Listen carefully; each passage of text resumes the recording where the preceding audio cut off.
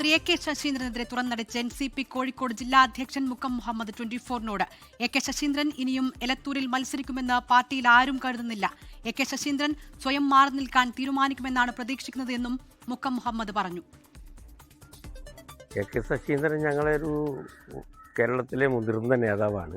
അദ്ദേഹം ഇനിയും മത്സരിക്കുമെന്ന് ഞങ്ങളാരും വിശ്വസിക്കുന്നില്ല. അത് ദീർഘകാലമായി MLA ആയി, ദീർഘകാലമായി മന്ത്രിയായി, പാർട്ടിയുടെ മുതിർന്ന നേതാവ് നിലക്ക് മത്സരരംഗത്ത് മാറി സംഘടനാപരമായ ഉത്തരവാദിത്തം ഏറ്റെടുത്തുകൊണ്ട് ഒരു പുതുമുഖത്തിന് അല്ലെങ്കിൽ പുതിയ തലമുറക്ക് വഴിമാറി കൊടുക്കുമെന്നാണ് ഞങ്ങളെല്ലാം തന്നെ പ്രതീക്ഷിക്കുന്നതും.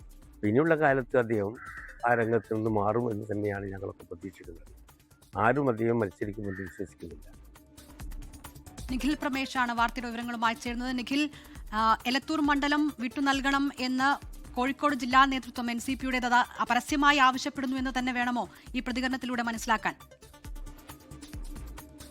നമുക്കറിയാം, മന്ത്രി എ കെ ശശീന്ദ്രൻ കഴിഞ്ഞ 7 തവണ നിയമസഭയിലേക്ക് മത്സരിച്ച് 6 തവണ വിജയിച്ച് 2 തവണ തുടർച്ചയായി മന്ത്രിയായ ആളാണ്. ഇനിയൊരു ഊഴം കൂടി തനിക്ക് ലഭിക്കുമെന്ന് അദ്ദേഹം പ്രതീക്ഷിക്കുന്നുണ്ട്. അദ്ദേഹം അത് പറയാതെ പറയുന്നുമുണ്ട്.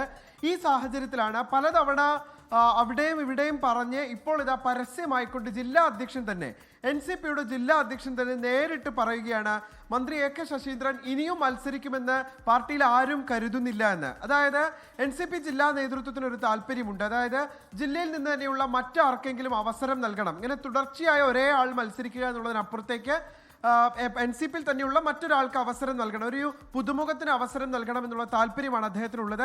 അതിന് അദ്ദേഹം പ്രധാനമായും പറയുന്ന കാര്യങ്ങൾ എന്ന് പറയുന്നത് സ്വയം മാറി നിൽക്കാൻ നേരത്തെ തന്നെ, അതായത് നേരത്തെ മന്ത്രിസ്ഥാനത്തിരിക്കെ ചില വിവാദങ്ങൾ ഉണ്ടായി അദ്ദേഹത്തിന് മാറി നിൽക്കേണ്ടി വന്നപ്പോൾ ജില്ലാ നേതൃത്വം അദ്ദേഹത്തിനൊപ്പമാണ് നിന്നത്. അന്ന് അദ്ദേഹം നൽകിയിട്ടുള്ള ഒരു ഉറപ്പാണ് തനിക്കൊരു മാന്യമായ പുറത്തുപോക്ക് വേണം. അപ്പോൾ ഈ തവണ ഈ ടേമിൽ കൂടി മത്സരിച്ച ശേഷം ഇനി അത് ഉണ്ടാകില്ല എന്ന് അദ്ദേഹം അറിയിച്ചിരുന്നു.